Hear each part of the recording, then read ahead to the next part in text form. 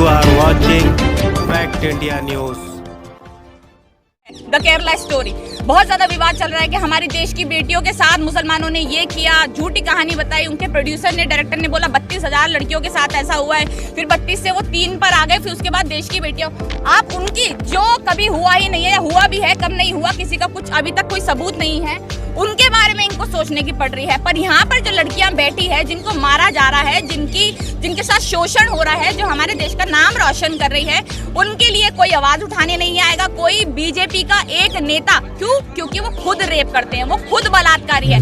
आधे से ज्यादा नेता, बिल्कुल वो तो जाएगी ना, वो क्यों नहीं जाएगी? वो तो जाएगी, पर उसको देश की बेटी वो दिख जाएगी जिसके साथ पता नहीं कब क्या हुआ, कुछ नहीं पता, जिसका कोई सबूत नहीं है।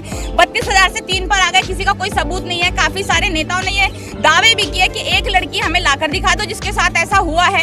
एक लड़की उनसे लाई नहीं जा रही जिसके साथ रियलिटी में ऐसा हुआ हो। पर उसके बाद ये कह रहे हैं कि देखिए भैया, हम तो देश की बेटियों के बारे में सोच रहे हैं, इतना बुरा व्यवहार हुआ है उनके साथ। क्यों? क्योंकि वहाँ पर मुसलमान वर्ड जुड़ गया ना।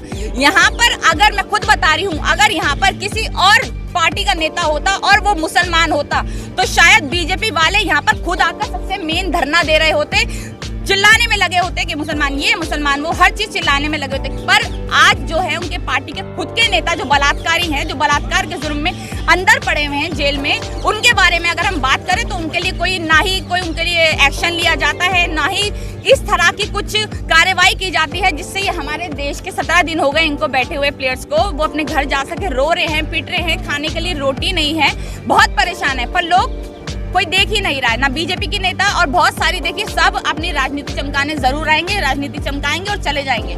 इनके लिए जो भी कुछ करना है इनको खुद ही करना पड़ेगा। और मुझे लगता है ये कितना भी दिन बैठे रहे, इनको इंसाफ नहीं मिलने वाला है। बहुत चंद लोग हैं जो प्रोटेस्ट करने आए हैं। अच्छा, बहुत चंद लोग, चलिए चंद लोग भी है, प्रोटेस्ट तो कर रहे हैं ना। देश की जो शान है हमारी, वो अगर प्रोटेस्ट कर रहे हैं, चाहे वो एक भी है, देश की एक बेटी के साथ भी कुछ गलत होगा तो आपके अंदर इतनी मर्यादा तो होनी चाहिए ना। आपके अंदर अगर आप राजनीति में है तो इतना मान सम्मान तो राजनीति का रखिए, कम से कम उनके लिए आवाज उठाइए। देश की एक बेटी के साथ, अगर देश की किसी और बेटी के साथ ऐसा हो जाता है, वो ये प्लेयर्स नहीं है, तो ये देखिए किस तरह से अपने लेकर आ जाएंगे देश की बेटी के साथ ये हुआ है, ये हुआ है। जब इनको अपना हिंदूधारी भगवा झंडा लहराना होगा तब तो ये हर जगह पहुंच जाएंगे। अरे 2 महीने बाद जब रिपोर्ट आएगी तो मैं जूते से मार खाने के लिए तैयार हूँ, अगर मेरे ऊपर आरोप साबित हो गया तो जूतों से मार अभी खा लेना। जब तेरे लिए इतना सब कुछ हो रहा है यहाँ पर, तो जूतों से मार अभी खा लो। अगर तुम मर्द हो ना तो आओ सबके सामने बोलो, अपने यहाँ पर इन लोगों के सामने आओ ना। इनके बोलते ना कि अब ये देखिए बीजेपी वाले इतने गिर चुके हैं, ये भगवाधारी, ये हिंदू संगठन अब इतना ज्यादा गिर चुका है, मतलब इस कदर गिर चुका है कि अभी फोटो रिलीज कर रहे हैं पुरानी, साक्षी मलिक की फोटो हो या फोगाट किसी की भी फोटो हो, वो रिलीज कर रहे हैं कि तो इनकी शादी में गए थे, तो शादी में शामिल हुए थे, आके जो शादी में शामिल हुआ है वो गलत कैसे कर सकता है। ब्रिजभूषण के साथ सब आ गए, मतलब एक रेपिस्ट के साथ सब खड़े हैं, और जिसके साथ सब कुछ हो रहा है उसको कोई देखने वाला नहीं है। तो आप ये देख सकते हैं मतलब कितना घटिया बयान है कि हम शीलाजीत की रोटी खाते हैं। मतलब शर्म नहीं आती ऐसे बयान देते हुए।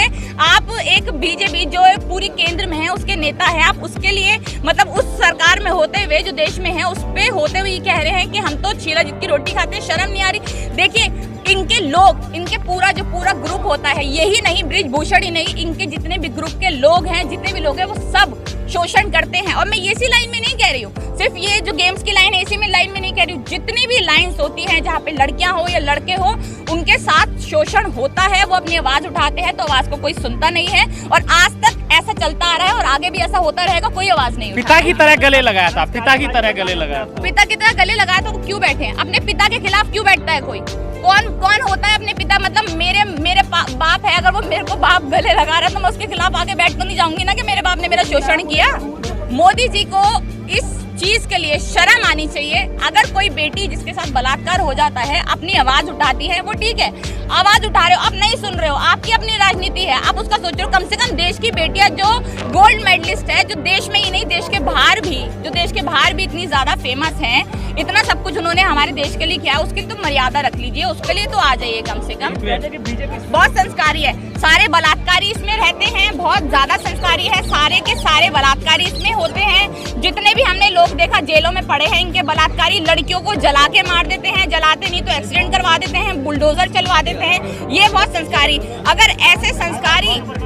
अगर ऐसे संस्कारी नेता या फिर ऐसी संस्कारी पार्टी हो तो बेहतर है कि उनमें संस्कार हो ही ना। जिनके पास संस्कार ना है वो ही बैठ जाए, कम से कम इतनी बुरी दशा तो नहीं करेंगे हमारे देश की, भारत की। ये हमारे देश में ठीकरा बज रहा है किसका? मोदी जी का। मोदी जी, आपको मैं यहाँ पर खुद खड़े होकर बोल रही हूँ, किसी से डरती नहीं हूँ, खुद बोल रही हूँ कि मोदी जी को शर्म आनी चाहिए। और वैसे भी उन्होंने कहा कि मेरी बेटी है, ऐसे बहुत ढोंगी बयान उन्होंने दिए, हमने देखा।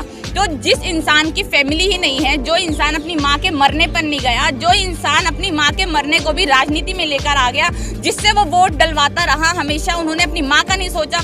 जिस इंसान की फैमिली नहीं, जिस इंसान ने अपनी बीवी को छोड़ दिया, वो देश की बेटियों के लिए, देश की बेटों के लिए क्या सोचेगा? एक ढोंगी प्रधानमंत्री जो ये कोशिश करते हैं कि उसका ठीकरा, जो जीत का ठीकरा है, हम अपने सर पे फोड़ लें, हम अपना मान लें कि हाँ भाई कोई गलत काम होगा तो अपने सर पे नहीं लेंगे, पर जो कभी कोई अच्छा काम हो जाएगा तो मोदी जी सबसे पहले झंडा लहराना पहुंच जाएंगे वहाँ पे और ये कहेंगे कि भैया हमने तो सारा काम ये हमारे वजह से जीते हैं, हमने इनके लिए इतना कुछ किया है। अभी तक हम देख लीजिए इतिहास में जितने भी गोल्ड मेडलिस्ट है, कोई भी सरकार हो, अपने बलबूते पे बनती है, अपने मेहनत से बनती है, अपने आप मेहनत करते हैं और बनते हैं, गोल्ड मेडल जीतते हैं। और सरकारें ये सोचती हैं कि हमने उनको जितवाया है। सरकारों का इसमें कोई लेना देना नहीं होता।